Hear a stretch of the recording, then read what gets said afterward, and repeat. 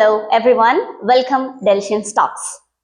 Adi, do you know what is the primary backbone of Indian economy? Is it agriculture? Yes. So, നമ്മൾ ഇന്ന് ഇവിടെ സംസാരിക്കാൻ പോകുന്ന അല്ലെങ്കിൽ ചർച്ച ചെയ്യാൻ പോകുന്ന വിഷയം അഗ്രികൾച്ചറിനെ കുറിച്ചാണ്. നിനക്ക് എന്തൊക്കെ അറിയാം അഗ്രികൾച്ചറിനെ കുറിച്ച്? ഇന്ത്യൻ എക്കോണമിക്ക് വേണം അഗ്രികൾച്ചർ, ഫുഡ്, ഫിസിക്കൽ. യെസ്, കൂടുതൽ നമുക്ക് കൃഷിയെക്കുറിച്ച് അറിയാനുണ്ട് അല്ലേ? അതുകൊണ്ട് കൃഷിയെക്കുറിച്ച് അറിയാനും അതിന്റെ മേഖലകൾ വളരെ ഡീറ്റെയിൽ ആയിട്ട് ചർച്ച ചെയ്യാനും നമുക്കൊരു ഗസ്റ്റിനെ വേണം, വേണ്ടേ? വേണം. യെസ്. സോ അതിനെക്കുറിച്ച് നമുക്ക് ഏറ്റവും നന്നായി പറഞ്ഞു തരാൻ കഴിയുന്ന ഒരു ഗസ്റ്റാണ് നമ്മളോടൊപ്പം ഉള്ളത്. സോ നമുക്ക് വളരെ സന്തോഷത്തോടെ സാറിനെ വെൽക്കം ചെയ്യാം. Sir Jose P Vaikkal, assistant agriculture officer, Ummannoor. Sir welcome. നമസ്കാരം. സർ, നമ്മളുടെ ഈ ചർച്ച തുടങ്ങുന്നതിന് മുമ്പ് വളരെ ബേസിക് ആയിട്ടൊരു ക്വസ്റ്റ്യനിലേക്ക് പോകാം. ഇപ്പോ someone has asked, ആരാണ് അഗ്രികൾച്ചർ ഓഫീസർ അല്ലെങ്കിൽ എന്താണ് അഗ്രികൾച്ചർ ഓഫീസർ? സാറിന്റെ മറുപടി എന്തായിരിക്കും? കൃഷി ഓഫീസറുടെ ചുമതല ആ ഒരു പ്രദേശത്തെ കാർഷിക മേഖലയിൽ അഡ്വൈസ് കൊടുക്കുക, കർഷകർക്ക് ആവശ്യമായ കൃഷിയുടെ നിർദ്ദേശങ്ങൾ കൊടുക്കുക, മാത്രമല്ല കൃഷിക്ക് വേണ്ട സഹായങ്ങൾ കൊടുക്കുക. ആദ്യം പറഞ്ഞതുപോലെ തന്നെ കർഷകനൊപ്പം നിൽക്കുന്ന കർഷകന്റെ ഒരു കുടുംബ സുഹൃത്താണ് കൃഷി ഓഫീസർ. സാറ് പറഞ്ഞതുപോലെ തന്നെ അപ്പൊ ഒരു കൃഷിയോടുള്ള താല്പര്യം അല്ലെങ്കിൽ ഒരു സോഷ്യൽ സർവീസ് പോലെയാണല്ലോ ഈ ഒരു ആക്ടിവിറ്റീസ് എല്ലാം വരുന്നത്. നമ്മൾ കർഷകരെ സഹായിക്കുന്നു എന്ന് പറയുന്നതിലൂടെ ഒരു പരിധിയിലധികം അതൊരു സോഷ്യൽ വർക്കും കൂടിയാണ്. അപ്പൊ അതിനോടൊക്കെയുള്ള താല്പര്യം കൊണ്ടാണോ സാർ ഇതിനകത്തേക്ക് ഇങ്ങനെ ഒന്ന് അല്ലെങ്കിൽ ഈ ഒരു പ്രൊഫഷനിലേക്ക് എത്തിപ്പെട്ടത്? സാറിന്റെ ആ ഒരു താല്പര്യ മേഖല എവിടെയാണ്? ഞാൻ ഈ മേഖലയിൽ എത്തിയതിനു ശേഷം, എന്നാൽ കൃഷി എൻ്റെ ബേസാണ്. നമ്മുടെ ചെറുപ്പകാലങ്ങൾ തന്നെ, ഞങ്ങൾ വളരുന്നൊരു കാലഘട്ടങ്ങൾ തന്നെ കൃഷി കൊണ്ട് ജീവിക്കുന്നതായ കുടുംബങ്ങളായിരുന്നു കേരളത്തിൻ്റെ എല്ലാ മേഖലകളിലും ഉള്ളത്. അത്തരത്തിൽ വളർന്നതായ ഒരു കുടുംബമാണ് ഞാനും. അപ്പോൾ അതുകൊണ്ട് തന്നെ കൃഷി എൻ്റെ ഒരു ജീനിൽ തന്നെ ഉണ്ട്. കൃഷിയുടെ സംസ്കാരത്തെ പറ്റി എനിക്ക് തന്നെ ബോധ്യമുണ്ട്. അപ്പോൾ ഞാൻ ഈ ഒരു മേഖലയിലേക്ക് എനിക്കൊരു ഉദ്യോഗം, സർക്കാർ ഉദ്യോഗം ലഭിച്ചതിന് ശേഷം, ഞാൻ ഈ മേഖലയിൽ എത്തിയതിന് ശേഷവും ഞാൻ ആ മേഖല നന്നായി ഇഷ്ടപ്പെട്ട് ആസ്വദിച്ച് ആ ഒരു മേഖലയിൽ വർക്ക് ചെയ്യുകയാണ് ചെയ്യുന്നത്. ഏതൊരു മേഖലയും നമ്മൾ ആസ്വദിക്കുന്നത് പോലെയാണ് അത് ഗുണപരമായി മാറുന്നത്, അല്ലെങ്കിൽ അത് ഗുണപരമല്ലാതായി മാറും. സർ, പൊതുവെ യൂത്തിന് കൃഷിയിലേക്കുള്ള താല്പര്യം കുറവാണ്. സാറിന് അതിനെ പറ്റിയുള്ള തോട്ട്സ് എന്താണ്? അതൊരു തെറ്റായ ധാരണയാണ്. പുതിയ ജനറേഷന് കൃഷിയോട് താല്പര്യമില്ല എന്ന് പറയുന്നത് ഒരു തെറ്റായ ഒരു ധാരണയാണ്. എന്നാൽ ഈ പറയുന്ന കൂടുതൽ കുട്ടികളിലും ഇപ്പോൾ കൃഷിയോട് താല്പര്യം കുറയുന്നു എന്ന് പറയുന്ന ഒരു ധാരണയിൽ സംസാരങ്ങൾ വരുന്നതിൻ്റെ കാരണമെന്ന് പറയുന്നത്, കൃഷി എന്താണെന്നും എന്തിനു വേണ്ടിയാണ് കൃഷി നടക്കുന്നതെന്നും കാഴ്ചപ്പാടില്ലാതെ പോകുന്നതിൻ്റെ അപജയമാണ് ഈ സംഭവിച്ചിരിക്കുന്നത്. നമ്മൾ ഏത് ലോകത്ത് ജനിച്ചാലും ഏത് ലോകത്തിൽ നിലനിന്നാലും ഭക്ഷണമില്ലാത്ത ഒരു കാലഘട്ടം അല്ലെങ്കിൽ ഭക്ഷണമില്ലാത്ത ഒരു മനുഷ്യൻ ജീവിക്കാൻ കഴിയത്തില്ല. നമുക്ക് രോഗം പിടിപെട്ട് ആശുപത്രിയിലായാലും നമ്മൾക്ക് ഡോക്ടർ അഡ്വൈസ് ചെയ്യുന്നത് നല്ല ഭക്ഷണം നിങ്ങൾ കഴിക്കണമെന്നാണ്. അപ്പോൾ ഭക്ഷണം എന്ന് പറയുന്നത് മനുഷ്യൻ്റെ അടിസ്ഥാന ആവശ്യങ്ങളിൽ പാർപ്പിടം, വസ്ത്രം, ഭക്ഷണം, ഇത് അടിസ്ഥാന ആവശ്യമാണ്. ഇതിൽ ഏറ്റവും പ്രാമുഖ്യമുള്ളത് ഭക്ഷണം. ഭക്ഷണമില്ലാതെ ഒരാൾക്ക് പോലും പുലർന്നു പോകാനായിട്ട് കഴിയുകയില്ല. ഇവൻ പറഞ്ഞു കഴിഞ്ഞാൽ ബഹിരാകാശ നിലയത്തിൽ താമസിക്കുന്ന ആൾക്കും ഭക്ഷണം ആവശ്യമാണ്. അത് ഇവിടുന്ന് കൊണ്ടുപോയി ഭക്ഷണം തന്നെ അവർ കഴിച്ചെങ്കിൽ മാത്രമേ കഴിയുള്ളൂ. ഭക്ഷണത്തിൽ തന്നെ എപ്പോഴും കാർഷിക മേഖലയ്ക്ക് വളരെ പ്രാധാന്യമുണ്ട്. കാർഷിക മേഖല കൃഷിയാണല്ലോ നമ്മുടെ ഭക്ഷണത്തിൻ്റെ മുഖ്യ മാർഗം എന്ന് പറയുന്നത്. അപ്പോൾ ഈ സ്കൂൾ തലങ്ങളിൽ തന്നെ പഠിക്കുമ്പോൾ തന്നെ കുട്ടികൾ കൃത്യമായ ഒരു അവബോധം ഉണ്ടാകണം, എങ്കിലേ അവർക്കതിൽ താല്പര്യമുണ്ടാവുകയുള്ളൂ. അല്ലെങ്കിൽ അച്ഛനമ്മമാർ കൃഷിയോട് താല്പര്യപൂർവ്വം ഇടപെടുമ്പോൾ മക്കളെയും കൂടെ നിർത്തിയാൽ മാത്രമേ ഈ മക്കൾക്കും കൃഷിയോട് കൃത്യമായ ഒരു ഉത്സാഹം ഉണ്ടാകുകയുള്ളൂ. ഒരു പഴയ തലമുറ, ആ തലമുറയുടെ അനുഭവം എന്ന് പറയുന്നത് അപ്പൻ, അമ്മ, മക്കൾ അവരോടൊപ്പം കൃഷിയിൽ ഇറങ്ങുമ്പോൾ അവരൊരു ഗ്രൂപ്പായിട്ടാണ്, ഒരു കുടുംബമായിട്ടാണ് അവർ കൃഷിയിൽ ഇറങ്ങുന്നത്. എന്നാൽ ഈ കാലഘട്ടം മാറി അവർ കൃഷി എന്ന സംസ്കാരത്തിൽ കൃഷി ഉപജീവന മാർഗമായി നിൽക്കുന്ന കുടുംബങ്ങളുടെ എണ്ണം കുറഞ്ഞു. അപ്പോൾ അവർ ഉദ്യോഗസ്ഥരായി മാറി. അവരുടെ ഔദ്യോഗിക കൃത്യനിർവഹണത്തിനിടയ്ക്ക് കൃഷിയോട് ഇറങ്ങിച്ചെല്ലാൻ താല്പര്യമില്ലാതെ വന്നപ്പോൾ മക്കൾക്ക് അത് പറഞ്ഞു കൊടുക്കാനായിട്ട് കഴിയാതെ പോയത് കൊണ്ടാണ് ഈ കുട്ടികൾക്ക് ഇപ്പോൾ താല്പര്യം കുറഞ്ഞു എന്ന് പറയുന്നത്. എന്നാൽ ഇന്ന് ധാരാളം കുട്ടികൾ ഈ ഒരു മേഖലയിൽ താല്പര്യപൂർവ്വം ഇടപെടുന്നുണ്ട്. അതുകൊണ്ട് സംസ്ഥാന സർക്കാർ പോലും കുട്ടികളുടെ കയ്യിലേക്ക് പച്ചക്കറി വിത്ത് കൊടുക്കുക എന്ന് പറയുന്നത് കുട്ടികളിൽ അതായത് ചെറുപ്പകാലങ്ങളിൽ തന്നെ കുട്ടിപ്രായത്തിൽ തന്നെ കുഞ്ഞുങ്ങളെ ഈ ഒരു മേഖല പരിചയപ്പെടുത്തണം എന്നുള്ളതായ ആഗ്രഹം കൊണ്ടാണ്. നേരത്തെ സൂചിപ്പിച്ചതുപോലെ സാർ ഇപ്പൊ പറഞ്ഞു എന്തുകൊണ്ടാവാം തലമുറയ്ക്ക് കൃഷിയോടുള്ള താല്പര്യം കുറഞ്ഞു വരുന്നു എന്ന്.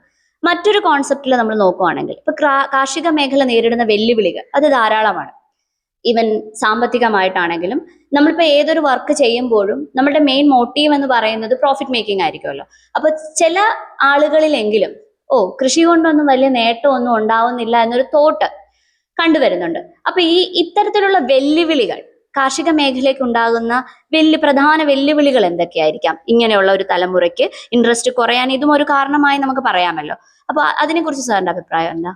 ഇപ്പോഴത്തെ തലമുറയ്ക്ക് ഒന്ന് മണ്ണിലിറങ്ങാനുള്ള വൈമനസ്യമാണ് കൃഷിയിൽ ബേസ് ആയിട്ട് താല്പര്യം കുറയാനുള്ള കാരണം. കാരണം നമ്മൾ ജനിച്ചപ്പോൾ തന്നെ നമ്മുടെ അപ്പനും അമ്മയും പറഞ്ഞു, എടാ മോനെ അല്ലെങ്കിൽ മോളെ നീ മണ്ണിലിറങ്ങരുത്, മണ്ണിലിറങ്ങി കഴിഞ്ഞാൽ നിന്റെ കൈക്ക് കാലിന് അസുഖം പിടിക്കും, നീ മണ്ണിലിറങ്ങരുത്. അത് നമ്മുടെ മനസ്സിൽ കിടക്കാണ്. മണ്ണിലിറങ്ങിയാൽ എന്തോ കുഴപ്പം സംഭവിക്കും എന്നുള്ള ചിന്ത കുട്ടിപ്രായത്തിൽ തന്നെ ഓൺ ബർത്തിൽ തന്നെ കുഞ്ഞുങ്ങൾക്ക് ലഭിച്ചുകൊണ്ടിരിക്കുകയാണ്. അത് കിടുമ്പോൾ ആ ഒരു ജീന് അവൻ്റെ മനസ്സിൽ കിടക്കുമ്പോൾ അവന് മണ്ണിലേക്ക് ഇറങ്ങാനുള്ള അല്ലെങ്കിൽ ആ കുട്ടിക്ക് മണ്ണിലേക്ക് ഇറങ്ങാനുള്ള വൈമനസ്യം ഉണ്ടാവാനുള്ള പ്രധാനപ്പെട്ട കാരണം മണ്ണിലിറങ്ങരുത് എന്ന് പറഞ്ഞത് കൊണ്ട് മാത്രമാണ്. അരുത് എന്ന് പറഞ്ഞത് പിന്നീട് ചെയ്യാൻ പറയുമ്പോൾ ആരും പിന്നീട് ഈ കുട്ടിക്കായാൽ പോലും തിരികെ വരാനായിട്ട് ബുദ്ധിമുട്ടുണ്ടാകും. അത് ഒന്നാമത്തെ റീസൺ ആണ്. രണ്ട്, ഇത് കൃഷി ആദായമല്ല എന്ന് എപ്പോഴോ വെച്ചു. എന്നാൽ കൃഷി ഒരിക്കലും ഒരു കർഷകൻ പറയത്തില്ല കൃഷി ആദായം. നല്ല ഭക്ഷണം കഴിക്കുക എന്നുള്ളതാണ് ഇതിനകത്ത് ഉദ്ദേശം. ഇപ്പം നല്ല ഭക്ഷണം കഴിച്ചാൽ നമുക്ക് നല്ല ആരോഗ്യമുണ്ട്, നമ്മൾ ഹോസ്പിറ്റലിൽ പൈസ കൊണ്ടു കൊടുക്കണ്ട, ഒത്തിരി പൈസ. അപ്പം ആ കൃഷി ലാഭമാണോ നഷ്ടമാണോ നമ്മളൊന്ന് ആലോചിച്ച് നോക്കണം. കാശ് കൊണ്ടുവന്ന് നമ്മൾ ചികിത്സയ്ക്ക് ചിലവാക്കണോ അതോ നല്ല ആഹാരം കഴിച്ച് ആരോഗ്യവാന്മാരായിട്ടിരിക്കണോ എന്നുള്ളതാണ് അടുത്ത ഒരു. അപ്പോൾ കൃഷി നഷ്ടമല്ല, കൃഷി ലാഭമാണ് അത്തരത്തിലേക്ക് ചിന്തിക്കുമ്പോൾ. മൂന്നാമത്തെ കാര്യം, ഇപ്പോഴുണ്ടാകുന്ന കീടങ്ങളുടെ എണ്ണം പണ്ടത്തേക്കാൾ കൂടിയിട്ടുണ്ട്. കാരണം എന്ന് പറയുന്നത് നമ്മുടെ ചുറ്റുപാട് മൊത്തം കാടാണ്, മൊത്തവും എപ്പോഴും പുല്ല് കയറി കിടക്കുന്ന ഇടങ്ങൾ എന്ന് പറയുന്നത് ഈ നമ്മുടെ കീടങ്ങൾക്കുള്ള ഒളിസങ്കേതമാണ് ഈ പറയുന്ന പുല്ലുകൾ. ഈ പുല്ലുകൾ കീടങ്ങൾ ഒളിസങ്കേതമാകുമ്പോൾ അത് ആ ഒളിസങ്കേതത്തിലിരിക്കുന്നത് നമ്മൾ കൃഷി ചെയ്യുമ്പോൾ പതുക്കെ അവൻ പുറത്തേക്ക് വന്ന് നമ്മുടെ കൃഷിയെ അറ്റാക്ക് ചെയ്യുകയും അപ്പോൾ നമ്മളെ കൃഷി അവിടെ നഷ്ടത്തിലേക്ക് പോവുകയും ചെയ്യും. മറ്റൊന്ന്, വന്യജീവികളുടെ ആക്രമണം.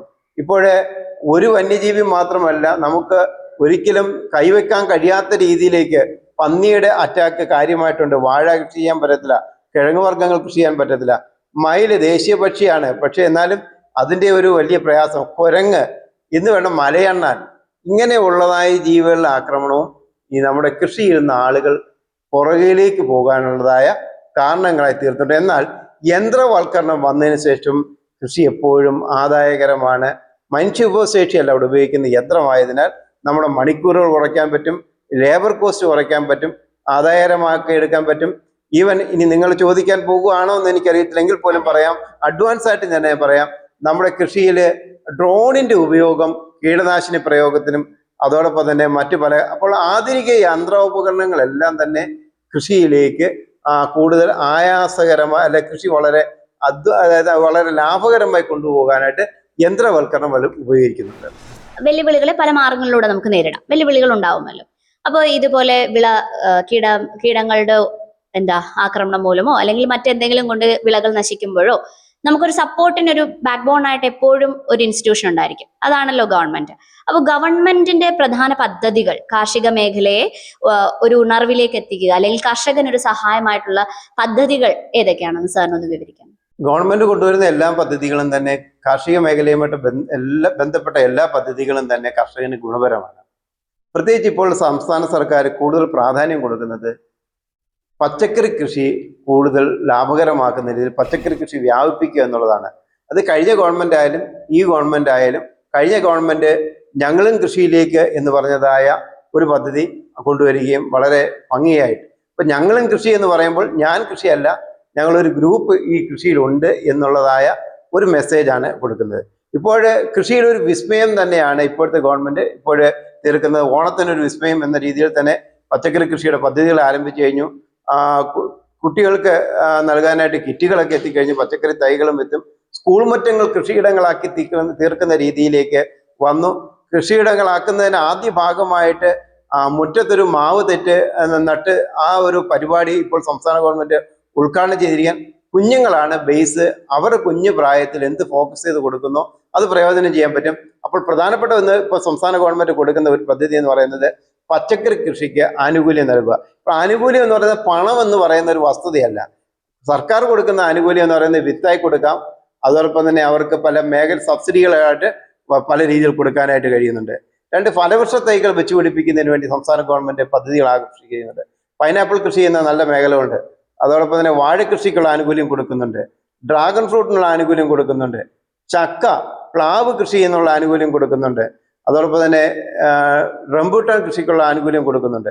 എല്ലാ മേഖലയും, പ്രത്യേകിച്ച് മനുഷ്യന് എപ്പോഴും പഴങ്ങൾ ആവശ്യമാണ്, പച്ചക്കറികൾ ആവശ്യമാണ്, കിഴങ്ങ് വർഗ്ഗങ്ങൾ ആവശ്യമാണ്, അരിയാഹാരം ആവശ്യമാണ്. എല്ലാ മേഖലകളും നമ്മൾ ടച്ച് ചെയ്യുന്ന രീതിയിലുള്ള പ്രവർത്തനങ്ങളാണ് സംസ്ഥാന ഗവൺമെന്റ് ഇപ്പോൾ വിഭാവനം ചെയ്തുകൊണ്ടിരിക്കുന്നതും സംസ്ഥാന ഗവൺമെന്റ് നൽകിക്കൊണ്ടിരിക്കുന്നത്. മറ്റൊന്നാണ് നമ്മൾ പ്രകൃതിയിലേക്ക് തിരിയുക. പ്രകൃതി കൃഷി എന്ന് പറയുന്നത് നമ്മൾ പ്രകൃതി വിഭവങ്ങൾ കൊണ്ടുതന്നെ കൃഷിയിലേക്ക് കള പോലും ഒരു വളമാക്കി മാറ്റുന്ന രീതിയിലേക്ക് പ്രകൃതി കൃഷിയിലേക്ക് പോവുക. ഇത് സംസ്ഥാന ഗവൺമെന്റ് ഒരു സ്വപ്നമാണ്. ഭാരതീയ പ്രകൃതി കൃഷി അതിൻ്റെ ഒരു ഭാഗമാണ്. നാച്ചുറൽ ഫാമിംഗ് എന്ന് പറയുന്നത് അത് തന്നെയാണ്. അതോടൊപ്പം തന്നെ രാസവളത്തെ പരമാവധി ഉപയോഗിക്കാതെ ജൈവവളം ഉപയോഗിച്ചുകൊണ്ട് ഫലകരമായ രീതിയിൽ ആരോഗ്യപരമായ രീതിയിലുള്ളതായ പച്ചക്കറികളും ഫലവർഗ്ഗങ്ങളും ഉത്പാദിപ്പിക്കത്തക്ക രീതിയിലുള്ള പദ്ധതികൾ സംസ്ഥാന ഗവൺമെന്റ് ഇപ്പോൾ ആസൂത്രണം ചെയ്ത് കൃത്യമായി നടപ്പിലാക്കിക്കൊണ്ടിരിക്കുന്നു. ഇപ്പോഴത്തെ ജനറേഷന് AI ഉപയോഗിക്കാത്ത ആരുമില്ല. ആർട്ടിഫിഷ്യൽ ഇന്റലിജൻസ് എല്ലാ കാര്യത്തിനും നമ്മൾ ഹെൽപ്പ് ചെയ്യുന്നുണ്ട്. ഈ കൃഷിയിൽ നമുക്ക് ആർട്ടിഫിഷ്യൽ ഇന്റലിജൻസ് എങ്ങനെ ഇംപ്ലിമെന്റ് ചെയ്യാം? ആർട്ടിഫിഷ്യൽ ഇന്റലിജൻസ് എന്ന് പറയുന്നത് ഈ കാലഘട്ടത്തിന്റെ ഒരു നൂതനമായ ആശയവും കൃത്യമായിട്ട് അഡോപ്റ്റ് ചെയ്യുന്നതുമാണ്. അതിൻ്റെ അനന്ത സാധ്യതകളുണ്ട്. ആ സാധ്യതകൾ പഠിച്ച് എന്തൊക്കെ നമുക്ക് നൽകാൻ കഴിയുമെന്നതിനെ പറ്റി ഇനിയും നമ്മൾ പഠനങ്ങൾ നടത്തിക്കൊണ്ടിരിക്കണം. ഇനി നടത്തിയെങ്കിൽ മതി. എന്നാൽ ഇതിനകത്ത് ആർട്ടിഫിഷ്യൽ ഇന്റലിജൻസ് ഉപയോഗിച്ചുകൊണ്ട് തന്നെ നമുക്ക് നല്ല രീതിയിൽ ബോധവൽക്കരണം നടത്താനായിട്ട് കഴിയും. കൃത്യമായി ബോധവൽക്കരണം നടത്താൻ കഴിയും. ഇപ്പോൾ ഒരു കൃഷിയെ പറ്റിയുള്ള ആദ്യം മുതൽ നടുന്നത് മുതൽ അത് വിളവെടുക്കുന്നത് വരെയുള്ള പിക്ചർ AI ഉപയോഗിച്ച് നമുക്ക് തയ്യാറാക്കി കഴിഞ്ഞാൽ അതിൻ്റെ വളവിടിയിൽ ഉൾപ്പെടെ എല്ലാ കാര്യങ്ങളും കർഷകൻ അല്ലെങ്കിൽ കൃഷി ചെയ്യാൻ താല്പര്യമുള്ള ആളുടെ ബോധ മനസ്സിൽ കൃത്യമായിട്ട് എത്തിച്ചേരാനായിട്ട് AI നമുക്ക് ഉപയോഗിക്കാനായിട്ട് കഴിയും. അപ്പോൾ എല്ലാ സാങ്കേതിക വിദ്യകളും കാലത്തിനനുസരിച്ച് ഉപയോഗിക്കാനായിട്ട് നമ്മൾ ശീലിച്ചാൽ മാത്രം മതി. നേരെ നമ്മൾ കുറച്ച് ക്വസ്റ്റ്യൻസിലൂടെയൊക്കെ കടന്നു. ഇപ്പൊ നമുക്കൊരു ചെറിയൊരു ഫൺ ഫാക്ട് ആവാം. അതായത് നമ്മളൊരു ചെറിയൊരു റാപ്പിഡ് ഫയർ പോലെ ഫൺ റാപ്പിഡ് ഫയർ. ഞാൻ സാറിന്റെ അടുത്ത് കുറച്ച് ക്വസ്റ്റ്യൻസ് ചോദിക്കും, സാർ വളരെ പെട്ടെന്ന് ഉത്തരം തരിക. ഓക്കെ സാർ, തുടങ്ങാം. ഒറ്റ വാക്കിൽ കൃഷി എന്താണ് സാറിന് പറയാനുള്ളത്? ഒറ്റ വാക്കിൽ നമ്മൾ കൃഷി എന്ന് പറയുമ്പോൾ സാർ എക്സ്പ്രസ് ചെയ്യാൻ ഉദ്ദേശിക്കുന്ന ആ പദം എന്തായിരിക്കും? ഒരു മനുഷ്യന്റെ ജീവൻ നിലനിർത്താൻ വേണ്ടിയുള്ളതായ ഭക്ഷണ പദാർത്ഥങ്ങൾ ഉത്പാദിപ്പിക്കുന്നതായ ഒരു പ്രക്രിയയാണ് കൃഷി എന്ന് പറയുന്നത്. സാറിന് ഏറ്റവും ഇഷ്ടമുള്ള വിള? പച്ചക്കറികൾ തന്നെ എല്ലാ വിളകളും ഏറ്റവും നല്ലതാണ്. എന്നാൽ ആരോഗ്യത്തിന് വളരെ സുന്ദരമായിട്ടുള്ളതായ വെള്ളരി വർഗ പച്ചക്കറി കൃഷികൾ അത് ഏറ്റവും ആരോഗ്യത്തിന് വളരെ ആവശ്യമായ ഒരു കാര്യമാണ്. പ്രത്യേകിച്ച് നമ്മളെ അസിഡിറ്റി പോലുള്ള രോഗങ്ങളെ ചെറുക്കാനായിട്ട് ഏറ്റവും നല്ലതാണ് വെള്ളരി വർഗ വിളകൾ. Tea or coffee?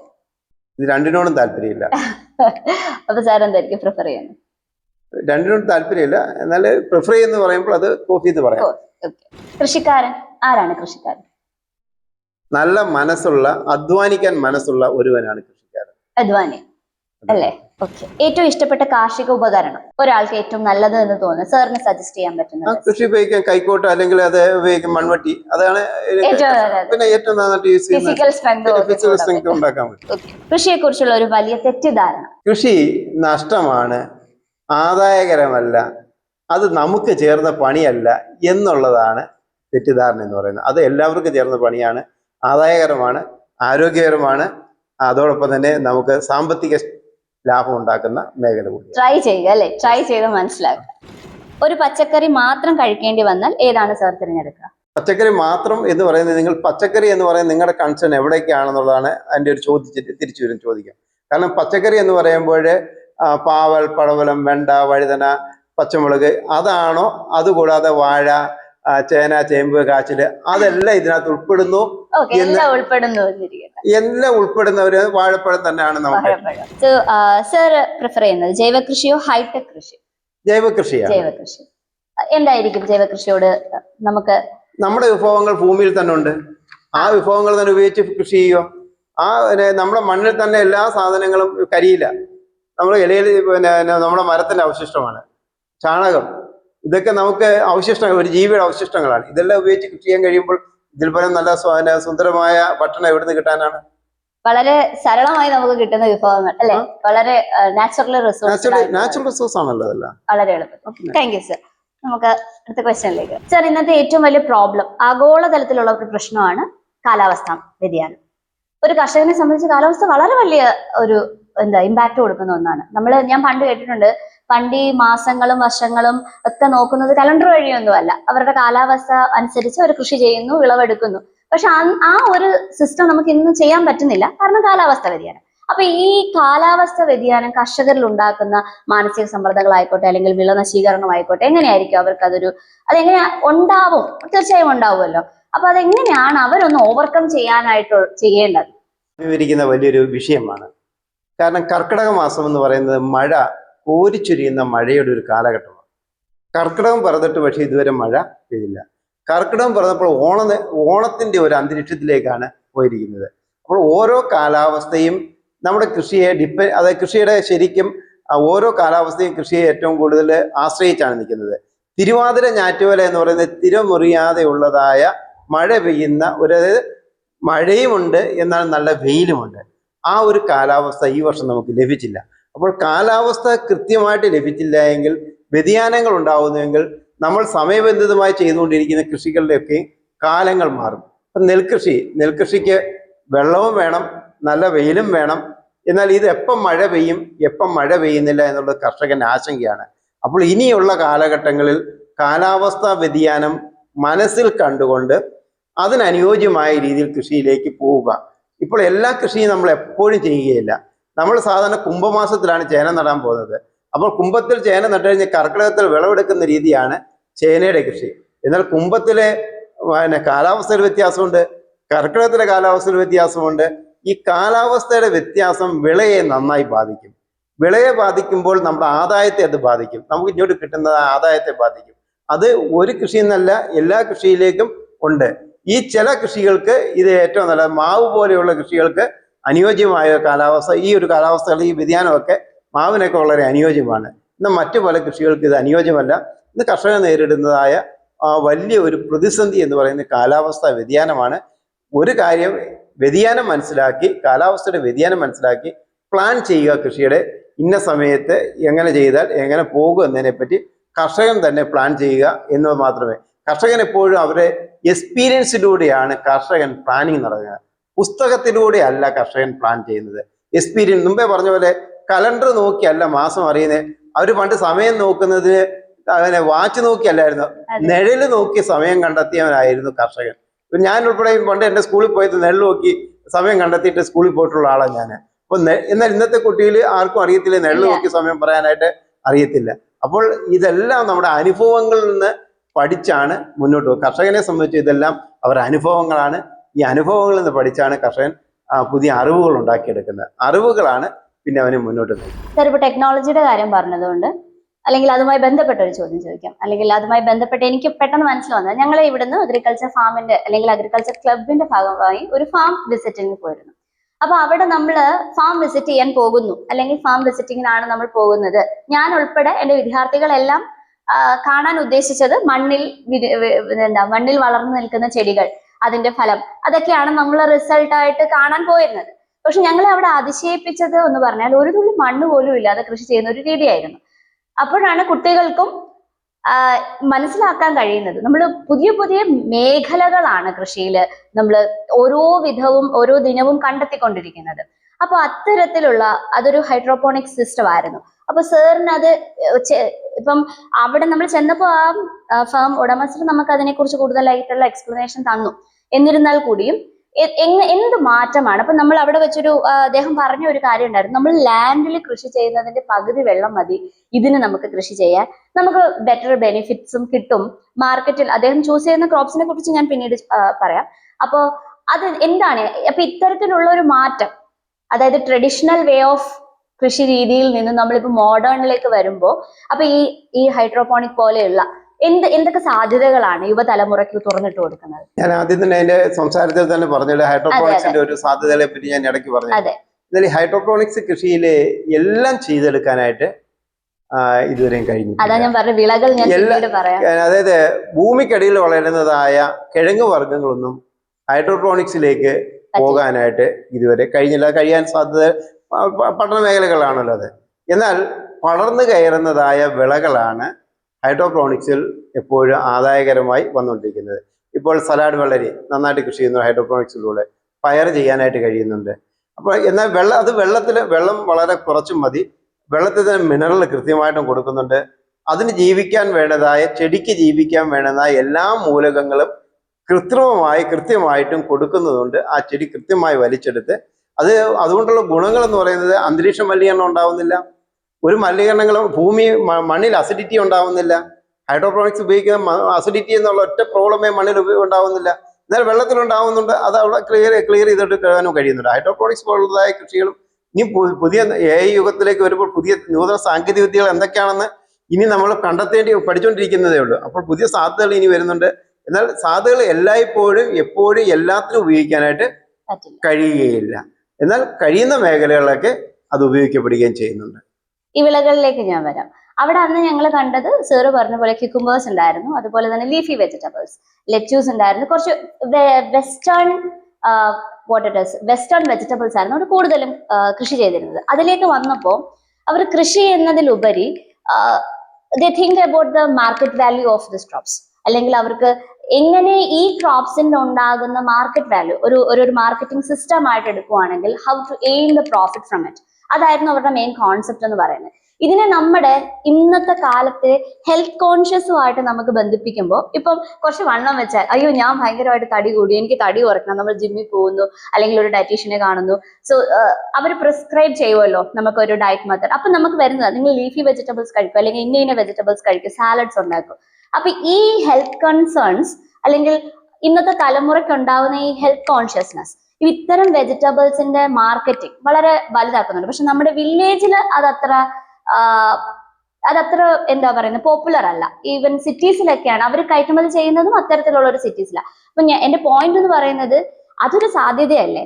ഇപ്പൊ നമ്മൾ നേരത്തെ പറഞ്ഞ പോലെ കൃഷി ഒരു ആദായം അല്ല എന്ന് തോന്നുന്നവർക്ക് ഒരു മോഡേൺ സിറ്റി കൊണ്ടുവരുവാണെങ്കിൽ ഇത്തരത്തിലുള്ള ഒരു മേഖല അല്ലെങ്കിൽ ഇത്തരത്തിലുള്ള ഒരു തോട്ട് ഒരു വലിയ സാധ്യതയല്ലേ. ഈ കൃഷി എന്ന് പറയുന്നത് ഒരു കാലഘട്ടത്തിൽ ഒരു സംസ്കാരത്തിന്റെ ഭാഗമായിട്ടും മറ്റൊന്ന് കൃത്യമായ നിത്യമുള്ള ഭക്ഷണത്തിന്റെ ഭാഗമായിട്ടും ഒക്കെയായിരുന്നു ഒരു കാലഘട്ടം. എന്നാൽ ഇന്ന് കൃഷി ഒരു ബിസിനസ് മേഖലയിലേക്കാണ് കടന്നിരിക്കുന്നത്. അപ്പോൾ കച്ചവട തന്ത്രങ്ങളാണ് അപ്പോൾ കൃഷിയിൽ ഉപയോഗിക്കുമ്പോൾ എത്രമാത്രം ലാഭം ഉണ്ടാക്കാൻ കഴിയും. അപ്പോഴാണ് നമ്മൾ ലാഭം ഉണ്ടാക്കാൻ എന്നുള്ള കൺസേൺ വരുമ്പോഴാണ് നമ്മൾക്ക് അവിടെ എന്ത് ചെയ്യുന്നത് ആരോഗ്യം അപ്പോൾ അവിടെ ഒരു വിഷയമല്ലാതെ വരുന്നുണ്ട്. നമ്മളെപ്പോഴും ലാഭമാക്കുക എന്ന് പറയുമ്പോഴത്തേക്ക് അത് ലാഭകരമാക്കുന്നതോടൊപ്പം തന്നെ ആരോഗ്യകരമായിരിക്കണമെന്ന് ഒരു പക്ഷേങ്കിൽ ബിസിനസ്മാൻ ചിന്തിക്കണമെന്നില്ല. ബിസിനസ്മാനെ സംബന്ധിച്ചിടത്തോളം അവന് കൃഷി ലാഭകരമാക്കും. ഇപ്പൊ നമ്മളിവിടെ ആളുകളൊക്കെ പറഞ്ഞുകൊണ്ടിരുന്നൊരു കാര്യം എന്ന് പറയുന്നത് തമിഴ്നാട്ടിൽ നിന്നും മറ്റ് സംസ്ഥാനങ്ങളിൽ നിന്ന് വരുന്ന അന്യ സംസ്ഥാനങ്ങളിൽ നിന്ന് വരുന്ന സാധനങ്ങളെല്ലാം ധാരാളം കീടനാശിനിയുടെ അംശമുണ്ട്, അപ്പോൾ വിഷമയമാണ് എന്ന് പറയും. അവരവിടെ വിഷമയം എന്ന് പറയുന്ന അവരവിടെ ബോധപൂർവം ചെയ്യുന്ന പരിപാടിയല്ല, അത് അവരെ ചെയ്യുന്ന മോർ പ്രോഫിറ്റും അല്ല. അവരവിടെ കൃഷി ഉണ്ടാകുമ്പോൾ ആ കൃഷിയിൽ കീടത്തിന്റെ ആക്രമണം ഉണ്ടാകുമ്പോൾ ആ കീടത്തിന്റെ ആക്രമണത്തെ സംരക്ഷിച്ച് അവൻ മുതലിറക്കിയിരിക്കുന്നതായ പണം കൃത്യമായിട്ട് അവന് തിരികെ കെട്ടേണ്ടതുണ്ട്. അവൻ കഷ്ടപ്പെടുന്നതായ പണം തിരികെ കെട്ടണം. അപ്പോൾ എന്ത് ചെയ്യും? അവൻ അവിടെ കീടനാശിനിയുടെ പ്രയോഗം. അപ്പോൾ കീടനാശിനി അളവ് വർദ്ധിക്കുന്നുള്ള അവന്റെ പ്രശ്നമില്ല, അവനവിടെ വിളവ് കിട്ടണം എന്നുള്ളതാണ് ഒറ്റ ആഗ്രഹം എന്ന് ആ ഒരു കർഷകനെ സംബന്ധിച്ചിടത്തോളം ഒരു ആഗ്രഹം വിളവ് കിട്ടുക. അപ്പോൾ കീടനാശിനി അളവ് വർദ്ധിക്കുന്ന അവിടെ ഒരു വിഷയമല്ല. ഇപ്പൊ നമ്മൾ ഇപ്പോൾ പറഞ്ഞതായ ഈ നമ്മൾ ഉപയോഗിക്കുന്നതായ ഈ ഒരു സമ്പ്രദായം അക്വാപോണിക്സ് ഉപയോഗിച്ച് നമുക്ക് കൃഷി ചെയ്യാനായിട്ട് കഴിയുന്നുണ്ട്. എന്നാൽ അത് ഈ പറയുന്നതായ മോഡേൺ വിഭവങ്ങളിലേക്ക് മാത്രമാണ്. ഇത് എത്രമാത്രം എല്ലാ ഇലകളും എപ്പോഴും നമുക്ക് നമ്മുടെ ആരോഗ്യത്തിന് സുന്ദരമായിരിക്കണമെന്നില്ല. ഇപ്പൊ നമ്മള് കൂടുതലും ഈ കാബേജ് പോലെയുള്ള സാധനങ്ങളൊക്കെ വരുന്നുണ്ട്, അത് പലരും ഈ കണ്ടുപിടിക്കപ്പെട്ടിട്ടുണ്ട്. പല രോഗങ്ങൾക്ക് അത്ര സുന്ദരമല്ല ആ ഇലവർഗ്ഗങ്ങളൊക്കെ ചിലപ്പോഴും. എന്നാൽ ആരോഗ്യമുള്ള ഒരാൾക്ക് ഇതൊക്കെ ഉപയോഗിക്കാൻ കഴിയും. ഇതൊരു ഒരു വെസ്റ്റേൺ കൾച്ചറിനകത്ത് നമ്മൾക്ക് ആ സാധനങ്ങളൊക്കെ ഉപയോഗിക്കാൻ കഴിയും. എന്നാൽ സലാഡ് വളരെ എപ്പോഴും ഉപയോഗിക്കാൻ കഴിയും. നമ്മുടെ അസിഡിറ്റി കുറയ്ക്കാനായിട്ട് കഴിയുന്ന നമ്മുടെ ആരോഗ്യത്തിന്, നമ്മുടെ ശരീരത്തിന് അസിഡിറ്റിയുടെ അളവ് ഏറ്റവും കുറയ്ക്കാൻ കഴിയുന്ന സാധനമാണ് സലാഡ് വെള്ളരി. അങ്ങനെയുള്ള സാധനങ്ങളൊക്കെ നമുക്ക് ഉപയോഗിച്ച് കൃത്യമായിട്ട് ഉപയോഗിച്ചെടുക്കുക. അക്വാപോണിക്സ് ഒക്കെ നന്നായിട്ട് ഉപയോഗിക്കാൻ കഴിയും. ഒരു തുള്ളി അതിനകത്ത് വെള്ളത്തിന്റെ അളവ് കുറഞ്ഞാൽ എന്നാൽ കൃത്യമായിട്ടുള്ള, എന്നാൽ ഇതിനകത്തൊക്കെ ഉള്ളത് കൃത്യമായ അളവുകളിലാണ് അതിന് അതിൻ്റെ മൂലകങ്ങൾ നൽകുന്നത്. അളവിൽ വ്യത്യാസം വരുമ്പോൾ അത് അതിൻ്റെ ഫലത്തിലും അതിനകത്ത് കാണിക്കുന്നുണ്ട്. ഈ ഫലത്തിൽ ഇത് കാണിക്കുമ്പോൾ അത് എത്രമാത്രം നമ്മൾ ദോഷകരമായി ബാധിക്കുന്നു കണ്ടുപിടിക്കപ്പെടാത്ത കുറേ സത്യങ്ങളാണ്. എന്നാൽ മുമ്പേ പറഞ്ഞതുപോലെ ഗ്രാമപ്രദേശങ്ങളിൽ ഇത് തന്നെ ഉപയോഗിക്കുന്നുണ്ട് ഇപ്പോൾ. രണ്ട്, ഇത് ഉപയോഗിക്കുമ്പോൾ അക്വാപോണിക്സ് പോലുള്ള സംവിധാനം ഉപയോഗിക്കുമ്പോൾ ഈ ലോക്കൽ കാലാവസ്ഥ ഉപയോഗിക്കാൻ പറ്റത്തില്ല. കൃത്രിമ കാലാവസ്ഥ അവിടെ ക്രിയേറ്റ് ചെയ്തെടുത്തേ പറ്റത്തുള്ളൂ. ആ കൃത്രിമ കാലാവസ്ഥ ചൂട് ഇത്ര ഡിഗ്രി മാത്രമേ ഉണ്ടാവൂ എന്ന് കൃത്യമായി അളന്നെടുക്കണം. വെള്ളത്തിന്റെ അളവ് ഇത്ര. എന്നാൽ മറ്റേത് അങ്ങനെയല്ല. നമ്മുടെ കൃഷി നാടൻ കൃഷി രീതിയിൽ ആവശ്യമില്ലാത്തതൊക്കെ ഭൂമിക്കടിയിലേക്ക് ഒലിച്ചു പോകും. എല്ലാം നമുക്ക് എടുക്കുന്നില്ല, കൊടുക്കുന്നതെല്ലാം എടുക്കുന്നില്ല, ഭൂമിക്കടിയിലേക്ക് തന്നെ ഒലിച്ചു പോകും. അപ്പൊ ഭൂമിക്കടിയിലേക്ക് ഒലിച്ചു പോകുമ്പോൾ ഭൂമിക്കടിയിലുള്ളതായ വലിയ വൃക്ഷങ്ങളൊക്കെ അതിന്റെ വേരുകൾ ഉള്ളിലേക്ക് ചെന്നാണ് അതിനുള്ള ആവശ്യമായ പോഷകങ്ങളൊക്കെ എടുക്കുന്നത്. അപ്പോൾ അവരും എടുക്കും, മേളിലുള്ള ചെറിയ വൃക്ഷങ്ങളും എടുക്കും. അക്വാപോണിക്സ് പോലുള്ള സംവിധാനങ്ങളിൽ ആ ഒരു രീതിയില്ല. അവർ ചെടിയാണ് അവർ ക്രിയേറ്റ് ചെയ്യുന്ന കൃത്രിമ സംവിധാനങ്ങൾ ഒരുക്കി. അതൊരു ലാഭകരമായ ഒരു ബിസിനസ്, അഗ്രി ബിസിനസ് ആണ് അതോടെ നടക്കുന്നത്. അത് കുറച്ച് സ്ഥലം മതി, ഈ ഇരിക്കുന്ന സ്പേസ് മാത്രം മതി നമുക്ക് നല്ലൊരു കൃഷി ഉണ്ടാക്കിയെടുക്കാനായിട്ട്. അതെപ്പോഴും ഇന്നത്തെ യൂത്ത്സ് പ്രിഫർ ചെയ്യുന്നത് ഇത് തന്നെയാണ്. അവര് നല്ലൊരു വിജയകരമായി കൊണ്ടുപോയിട്ടുണ്ട്. സർ, എന്നെ പോലെ ഒരു സ്റ്റുഡന്റിന് അഗ്രികൾച്ചറൽ ഓഫീസർ ആവാനാണ് താല്പര്യമെങ്കിൽ അവൻ ഏത് പാത്താണ് ചൂസ് ചെയ്യേണ്ടത്? മോനെ, അഗ്രികൾച്ചർ ഓഫീസർ ആവുക എന്നുള്ളതിന് താല്പര്യങ്ങൾ ഉണ്ടാകുമ്പോൾ ഉള്ളിൻ്റെ ഉള്ളിൽ കൃഷി എന്ന് പറയുന്ന ഒരു സംസ്കാരത്തിനെ സ്വാംശീകരിക്കുക.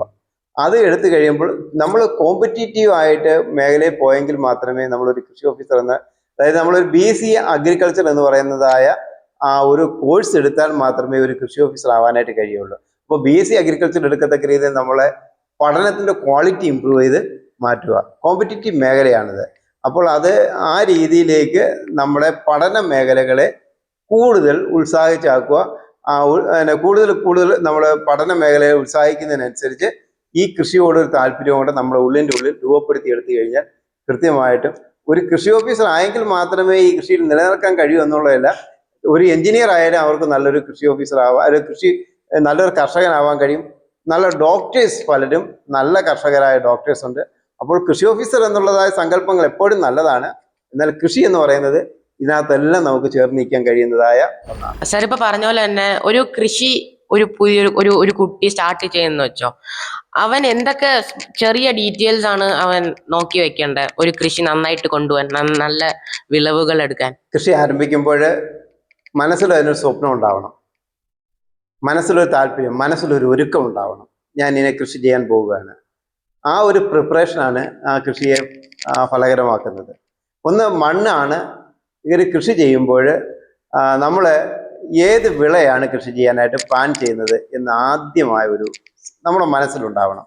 എന്ത് കൃഷിയിലേക്ക്, ചുമ്മാ നമ്മൾ കൃഷി എന്ന് പറയുന്നത് ചാടിയല്ല, അവിടെ നമ്മൾ ഏത് കൃഷി ചെയ്യാനാണ് താല്പര്യം. അപ്പോൾ അതിൻ്റെ വിത്തിൻ്റെ സോഴ്സ് എവിടെ കിട്ടും, ആ സോഴ്സ് അത് കണ്ടുപിടിക്കുക.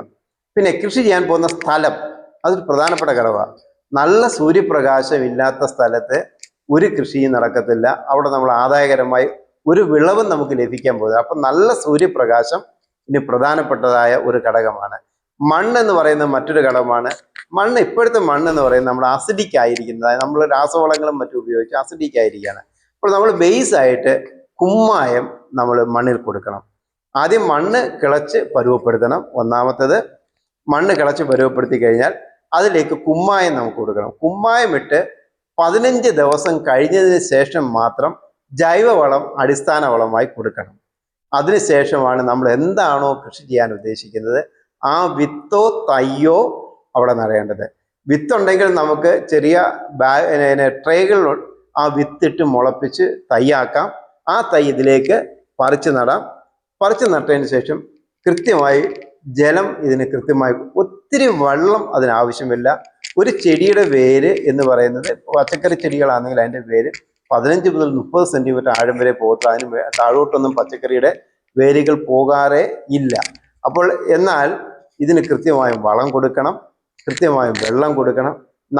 എങ്ങനെയാണോ നമ്മുടെ മാതാപിതാക്കൾ വളർത്തുന്നത്, നമുക്ക് എന്തെല്ലാം തന്ന് നമ്മളെ വളർത്തുന്നുവോ അതുപോലെ സൂക്ഷ്മമായി ഈ പച്ചക്കറിയെയും താലോലിച്ച് വളർത്തിക്കഴിഞ്ഞാൽ അത് നല്ല ആദായം തരും.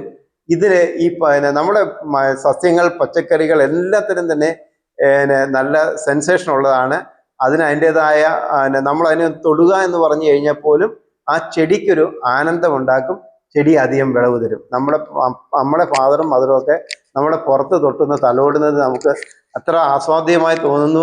അതുപോലെ തന്നെയാണ് ഈ വിളയ്ക്കും നമ്മൾ തൊടുക എന്ന് പറയുമ്പോൾ ആസ്വാദ്യകരമായിരിക്കണം.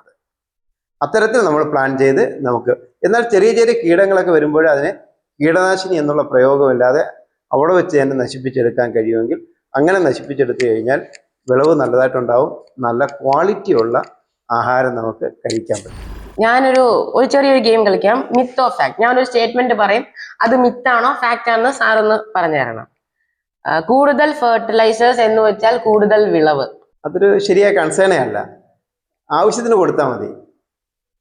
കൂടുതൽ ഫെർട്ടിലൈസർ കൊടുത്തു കഴിഞ്ഞാൽ ഇദ്ദേഹത്തിന് നമുക്ക് ഭക്ഷണം നൽകുന്നു. ഇദ്ദേഹം പരമാവധി 1 പീസോ 2 പീസോ മാത്രമേ എന്തെങ്കിലും കഴിക്കുന്നുള്ളത് കുട്ടിക്ക്. ഇത് വിളയായാലും ഇപ്പം ഞാൻ ചേന പുഴുങ്ങി തരുക, ഇദ്ദേഹത്തിന് ചേന പുഴുങ്ങി തരുമ്പോൾ 1 പീസ് 2 പീസേ കഴിക്കും. ഇദ്ദേഹത്തിന് 10-15 പീസോടെ കൊണ്ടുവന്ന് കഴിപ്പിക്കാൻ ഇദ്ദേഹത്തിനെ കൊണ്ട് പറ്റുമോ? കഴിക്കും ഇദ്ദേഹം? കഴിക്കാൻ കഴിയത്തില്ല. ചെടിയിൽ തന്നെ അതിന് എടുക്കാൻ പറ്റാത്തത് വേസ്റ്റാണ്. അപ്പോൾ ആവശ്യത്തിന് മാത്രം കൊടുക്കുക. ഇന്നത്തെ യൂത്തിന് കൃഷി ഒരു ഫ്യൂച്ചറായിട്ട് സെലക്ട് ചെയ്യാൻ പറ്റൂല. ആ സ്റ്റേറ്റ്മെന്റ് തെറ്റാണ്. പറ്റും. കൃഷി മുഖ്യ ഉപജീവന മാർഗമായി എടുക്കുന്ന യൂത്ത്സിനെ ഞാൻ കാണിച്ചു തരാം. കാരണം IT മേഖലയിൽ ജോലി ചെയ്യുന്നതും സോഫ്റ്റ്വെയർ എഞ്ചിനീയേഴ്സും പലരും കൃഷിയിലേക്ക് തിരിഞ്ഞ ആളുകളുണ്ട്. അപ്പോൾ കൃഷി മുഖ്യ ഉപജീവന മാർഗമായിട്ട് എടുക്കാൻ പറ്റുന്ന ആളുകളുണ്ട് എന്നുള്ളത് തെളിവാണ്. അടുത്ത സോയിൽ ടെസ്റ്റ് ചെയ്യാൻ ആവശ്യമില്ല. സോയിൽ ടെസ്റ്റ് ആവശ്യമാണ്. മുമ്പേ പറഞ്ഞതുപോലെ മണ്ണ് പരിശോധന അനിവാര്യമാണ്. മണ്ണ് പരിശോധന നടത്തി കൃത്യമായി കൃഷി ചെയ്താൽ നല്ല വിളവ് ലഭിക്കും. ഡ്രിപ്പ് ഇറിഗേഷൻ ഉപയോഗിച്ച് വെള്ളം ലാഭിക്കാം. കൃത്യമായിട്ടും ഡ്രിപ്പ് ഇറിഗേഷനാണ് നമ്മൾ ഉപയോഗിക്കുന്നതെങ്കിൽ വെള്ളം ലാഭിക്കാം. അതിലൂടെ നമുക്ക് ഈ വെള്ളത്തിലൂടെ തന്നെ വളവും വാട്ടർ സോലുബിൾ ഫെർട്ടിലൈസർ നമ്മുടെ ചെടിക്ക് കൊടുക്കാനായിട്ട് ഡ്രിപ്പ് ഇറിഗേഷനിലൂടെ കഴിയും. ആവശ്യത്തിനുള്ളത് നമുക്കവിടെ നൽകാൻ കഴിയും. വെള്ളം പാഴാവത്തില്ല. കൃത്യമായ വളവും കൊടുക്കും. എല്ലാ കീടങ്ങളും കൃഷിക്ക് ദോഷകരമാണ്. കീടങ്ങളെല്ലാം ദോഷകരമാണ്. എന്നാൽ മിത്രകീടങ്ങളുമുണ്ട്, ശത്രുകീടങ്ങളുണ്ട്. മിത്രകീടങ്ങൾ വളരെ ചുരുക്കമാണ്. ബഹുഭൂരിപക്ഷവും ശത്രുകീടങ്ങളാണ്. അതുകൊണ്ട് ആ ഒരു സ്റ്റേറ്റ്മെന്റ് അത്ര സുന്ദരമല്ല. സർ, ഇപ്പം നേരത്തെ നമ്മൾ ഒരുപാട് ടെക്നോളജീസിന്റെ കാര്യം പറഞ്ഞു. പുതിയ ടെക്നോളജീസ് വരുന്നത് കൊണ്ട് ഒരുപാട് മാറ്റങ്ങളുണ്ട്. മോഡേൺ വേ ഓഫ് കൃഷി രീതികൾ ഉണ്ട് എന്ന് നമ്മൾ പറഞ്ഞു. അപ്പോൾ ഇനി ഒരു ഫ്യൂച്ചർ ക്വസ്റ്റ്യനിലേക്ക് പോകാം. ഒരു 10-20 കൊല്ലം കഴിയുമ്പോൾ ഉണ്ടാവുന്ന നമ്മുടെ കാർഷിക മേഖല എങ്ങനെയായിരിക്കും? കാർഷിക മേഖല 10-20 കൊല്ലം കഴിയുമ്പോൾ പുതിയ ടെക്നോളജി ഉപയോഗിച്ചുള്ള കൂടുതൽ കൃഷി ചെയ്യുന്ന ഒരു മേഖല തന്നെയായിരിക്കും. കൃഷിയെ ഒരിക്കലും ഇനി കുറച്ചുകൊണ്ട് പോകാൻ കഴിയത്തില്ല. ഭക്ഷണം മനുഷ്യൻ്റെ ആരോഗ്യത്തിന് ആവശ്യമാണ്. കൃഷി നമുക്ക് കുറച്ചുകൊണ്ട് പോകാനായിട്ട് കഴിയില്ല. എന്നാൽ ടെക്നോളജിയുടെ ഉപയോഗം ഇനി കൂടുതലായിരിക്കും. അങ്ങനെ ടെക്നോളജിയുടെ ഉപയോഗം കൂടുതലാവുന്ന ഒരു കാലഘട്ടമായിരിക്കും ഒരു 10-20 കൊല്ലം എന്ന് പറയുന്നത്. അപ്പോൾ കൃഷി ഒരിക്കലും നമ്മളെ വിട്ടുപോകുന്ന ഒന്നല്ല. നമ്മുടെ നിഴല് പോലെ നമ്മുടെ ഒപ്പം ഉണ്ടാവുന്നത് നമുക്ക് ജീവിക്കാൻ ഒരു കാരണവും കൂടിയാണ് കൃഷി, അല്ലെ? നമ്മളുടെ അല്ലെങ്കിൽ നമ്മുടെ വ്യൂവേഴ്സ് എന്ന് പറയുന്നത് ഒരുപാട് കുട്ടികളാണ്. നമ്മുടെ സ്കൂളിലെ വിദ്യാർത്ഥികളും അവരുടെ ഫ്രണ്ട്സും ഫാമിലിയും എല്ലാം കാണുന്ന ഒരു ഷോ ആണിത്. അപ്പൊ സാറിന് ഇന്നത്തെ യുവതലമുറയോട് അല്ലെങ്കിൽ വിദ്യാർത്ഥികൾക്ക് നൽകാൻ കഴിയുന്ന ഏറ്റവും വലിയൊരു സന്ദേശം എന്താണ് കൃഷിയുമായി ബന്ധപ്പെട്ട്? പ്രിയപ്പെട്ട കുഞ്ഞുങ്ങളെ, പ്രിയപ്പെട്ട രക്ഷകർത്താക്കളെ, പ്രിയപ്പെട്ട സുഹൃത്തുക്കളെ, കൃഷി എന്ന് പറയുന്നത് നമ്മുടെ ജീവിതത്തിന്റെ ഭാഗമാണ് എന്നത് ഒന്ന് അംഗീകരിക്കണം. അത് അംഗീകരിച്ചേ മതിയാവുകയുള്ളൂ. ഭക്ഷണമില്ലാതെ മനുഷ്യന് പുലർന്നു പോകാനായിട്ട് കഴിയുകയില്ല. അപ്പോൾ മനുഷ്യന്റെ ഒരു നിത്യജീവിതം ഈ ഭക്ഷണത്തോടൊപ്പമാണ്. അപ്പോൾ ഭക്ഷണം വേണമെങ്കിൽ നമ്മൾ കൃഷി ചെയ്തെങ്കിൽ മാത്രമേ ഭക്ഷണം ഉണ്ടാകുകയുള്ളൂ. നാളുകളിൽ കടകളിൽ നിന്ന് വാങ്ങാൻ കഴിയുന്ന ഒരു വസ്തുവാണ് ഈ ഭക്ഷണ സാധനങ്ങൾ എന്നുള്ളതായ കൺസെപ്റ്റൊക്കെ മാറുക തന്നെ ചെയ്യും. എങ്കിലേ മുന്നോട്ട് പോകാനായിട്ട് കഴിയുള്ളൂ. അപ്പോൾ അതുകൊണ്ട് പ്രിയപ്പെട്ട കുഞ്ഞുങ്ങൾ, രക്ഷകർത്താക്കളെല്ലാം കുഞ്ഞുങ്ങളെ കൃഷിയെ പറ്റി അവരെ നിങ്ങളുടെ വീടുകളാണ് ഏറ്റവും വലിയ സുന്ദരമായ പാഠശാല എന്ന് പറയുന്നത്. വീട്ടിൽ പറഞ്ഞു കൊടുക്കുന്ന കാര്യങ്ങളാണ് കൃത്യമായി കുട്ടിയുടെ മനസ്സിൽ ഹൃദ്യസ്ഥമാവുന്നത്. അതിനേക്കാൾ ഉപരി അധ്യാപകർ, എൻ്റെ സാർ ഇങ്ങനെ പറഞ്ഞു എന്നാണ് കുട്ടികൾ പറയുന്നത്. അപ്പോൾ അധ്യാപകർക്ക് നല്ല റോളാണ് കുട്ടിയെ കൃഷിയിലേക്ക് കൊണ്ടുവരിക. അപ്പോൾ അവരോട് പറയാം, നിങ്ങൾ കൃഷിക്കാരനാവുക എന്ന് പറയുന്നത് അതൊരു മുഖ്യ ഉപജീവന മാർഗമൊന്നും ആകണമെന്നില്ല. പക്ഷേ നിങ്ങൾ ഏത് തൊഴിലിടങ്ങളിലായാലും ഈ കൃഷിയും കൂടെ കൊണ്ടുപോയാൽ മെച്ചപ്പെട്ട ഒരു ജീവിത സാഹചര്യം നിങ്ങൾക്ക് ഉണ്ടാക്കിയെടുക്കാൻ കഴിയും. അതുകൊണ്ട് കൃഷി എന്ന് പറയുന്നത് നമ്മുടെ ജീവിതത്തിന്റെ ഭാഗമാക്കത്തക്ക രീതിയിൽ നമ്മൾ അല്പം മണ്ണെങ്കിലും കൃഷിക്ക് വേണ്ടി മുറ്റത്ത് മാറ്റിയിടണം. അല്പം മണ്ണെങ്കിലും നമ്മുടെ വീട്ടുമുറ്റത്ത് കൃഷിക്ക് വേണ്ടി മാറ്റിയിടണം. അത് സൂര്യപ്രകാശമുള്ളതായിരിക്കണം, ജലസേചനം നൽകാൻ പറ്റുന്ന ഇടമായിരിക്കണം, നമ്മുടെ കണ്ണെത്തുന്ന ഇടമായിരിക്കണം. നമ്മൾ കുഞ്ഞുങ്ങളോട് എപ്പോഴും പറയും, നീ എൻ്റെ കൺവെട്ടത്തിരുന്ന് പഠിക്കണമെന്ന് പറയുന്നത് പോലെ തന്നെ നമ്മുടെ കണ്ണെത്തുന്ന ഇടമായിരിക്കണം കൃഷിസ്ഥലം. എങ്കിലേ നമ്മൾ ഒരുപാട് വിദൂരങ്ങളിൽ പോയി നമ്മൾ കൃഷി ചെയ്യുന്ന ഒരു രീതി നമുക്ക് ഉണ്ടാവാനായിട്ട് പറ്റുന്നില്ല. എന്നാൽ കണ്ണെത്തുന്ന സ്ഥലങ്ങൾ കൃഷിയിടങ്ങളായിട്ട് കണ്ടെത്തി കുഞ്ഞുങ്ങളെ അവിടെ എന്തെങ്കിലും ഒരു കൃഷിയെങ്കിലും ചെയ്യാനായിട്ട്, ഒരു വിത്തെങ്കിലും ഇട്ട് കുഞ്ഞുങ്ങളെ ശീലിപ്പിക്കാനായിട്ട് പഠിപ്പിച്ചാൽ നാളുകളിൽ ഈ കുഞ്ഞുങ്ങൾ ആയിരക്കണക്കിന് വിത്തിട്ട് ഈ കൃഷിയെ പരിപോഷിപ്പിക്കും. ഒരു വിത്തെങ്കിലും ഇടാൻ നിങ്ങൾ നിങ്ങളുടെ മക്കൾക്ക് മാർഗനിർദ്ദേശം നൽകി കഴിഞ്ഞാൽ കുഞ്ഞുങ്ങൾ നാളുകളിൽ 1000 വിത്തിട്ട് ഈ കൃഷിയെ പരിപോഷിപ്പിച്ച് ഒരു കൃഷി ഒരു വലിയ സംസ്കാരമായും ഒരു ആഘോഷമാക്കി ഈ പ്രിയപ്പെട്ട കുഞ്ഞുങ്ങൾ എടുക്കും. അതുകൊണ്ട് കുഞ്ഞുങ്ങൾക്ക് നിങ്ങൾ പകർന്നു നൽകുന്ന എന്താകുന്നു, നിങ്ങൾ എന്ത് നൽകുന്നു അതാണ് തിരികെ ലഭിക്കുന്നത്. അതുകൊണ്ട് കുഞ്ഞുങ്ങൾക്ക് ഇത്തരത്തിലുള്ളതായ സന്ദേശം നൽകാനായിട്ട് നിങ്ങൾ ശീലിക്കുക. നല്ല ഒരു കാർഷിക സംസ്കാരം ഉണ്ടാക്കിയെടുക്കാനായിട്ട് കഴിയുക. നമ്മുടെ വീട്ടുമുറ്റത്ത് 4 പയർ നിൽക്കുമ്പോൾ നമ്മുടെ മനസ്സിലുണ്ടാകുന്ന ആനന്ദം എന്ന് പറയുന്നത്, സന്തോഷം എന്ന് പറയുന്നത്, നമ്മുടെ മക്കൾ ജോലി കിട്ടി 1000 രൂപ അപ്പനും അമ്മയ്ക്കും മാതാപിതാക്കൾക്ക് നൽകുമ്പോൾ അവർക്കുണ്ടാകുന്ന സന്തോഷം പോലെയാണ് നമ്മുടെ മുറ്റത്ത് നിൽക്കുന്നതായ ഒരു പച്ചക്കറി പൂവിട്ട് ഫലമായി വരുമ്പോൾ നമുക്കുണ്ടാകുന്ന സന്തോഷം. ആ ഒരു സന്തോഷം ഉണ്ടാക്കിയെടുക്കാൻ നമ്മൾ ശീലിപ്പിക്കുക. സർ വളരെ മനോഹരമായ സന്ദേശം പറഞ്ഞു. വളരെയധികം നന്ദി സർ. നമ്മുടെ ഈ ഒരു കൊച്ചു ചർച്ചാവേളയിൽ സർ വരികയും കൃഷിയെക്കുറിച്ചും നമ്മുടെ കുറച്ച് മിത്ത്, അത് ശരിയല്ല, ഫാക്ട്സ് എന്താണെന്ന് പറഞ്ഞു തരികയും കാർഷിക മേഖലയ്ക്ക് ഇനി ഉണ്ടാകാൻ പോകുന്ന പുരോഗതി എന്താണെന്ന് ഞങ്ങൾക്ക് മനസ്സിലാക്കി തരികയും ചെയ്തു. വളരെ വളരെ വലിയ ഇൻഫോർമേറ്റീവ് ആയിട്ടുള്ള ഒരു ടോക്കായിട്ടാണ് എനിക്ക് തോന്നിയത്. സോ സാറിന്റെ വിലപ്പെട്ട സമയം ഞങ്ങൾക്ക് വേണ്ടി അനുവദിച്ചതിനും സാർ ഇവിടെ വന്നതിനും വളരെയധികം നന്ദി sir. Thank you so much sir. പ്രത്യേകിച്ച് എന്നെ ഈ ഒരു ടോക്കിനെ ക്ഷണിച്ചതിൽ എനിക്ക് സന്തോഷമുണ്ട്. കാരണം എനിക്ക് ഡെൽറ്റ സെൻട്രൽ സ്കൂൾ എന്ന് പറയുന്നത്, ഞാൻ ഈ ഭാഗത്ത് ജോലി ചെയ്യുന്ന സമയത്ത്, ഏരൂർ കൃഷിഭവനിൽ ജോലി ചെയ്യുന്ന സമയത്ത് ഞാൻ ഇവിടെ ധാരാളം കൃഷി ഇവിടെ ചെയ്യുകയുണ്ടായി. ഇവിടെ സ്കൂളിൽ അന്നത്തെ പ്രിൻസിപ്പൽ മാം ജയശ്രീ മാമിനോട്, അത് മോഹൻ സാറിനോടൊക്കെ പറഞ്ഞു കഴിഞ്ഞപ്പോൾ അവർ ഇനിഷ്യേറ്റീവിൽ പച്ചക്കറി കൃഷിയുടെ ഒരു ആഘോഷം തന്നെ ഇവിടെ നടത്തുകയുണ്ടായി. നന്നായി കൃഷി ചെയ്ത് നല്ല വിളവെടുത്തു. നല്ലൊരു സ്റ്റേറ്റ് ബേസിൽ പോലും നല്ല രീതിയിലുള്ള ഒരു അപ്രിസിയേഷൻ കിട്ടത്തക്ക രീതിയിലേക്ക് കൊണ്ടുപോയൊരു സ്കൂളാണ്. അതുകൊണ്ട് ഈ സ്കൂൾ വിളിച്ചപ്പോൾ എനിക്കത് സന്തോഷമുണ്ട്. അതാണ് ഞാൻ ഇവിടെ വരാനുണ്ടായ കാരണം. നിങ്ങൾ നൽകിയതായ ഈ നല്ല സ്വീകരണത്തെ ഞാൻ വളരെ നന്ദിപൂർവ്വം ഓർത്തിരുന്നു. Okay, thank you so much.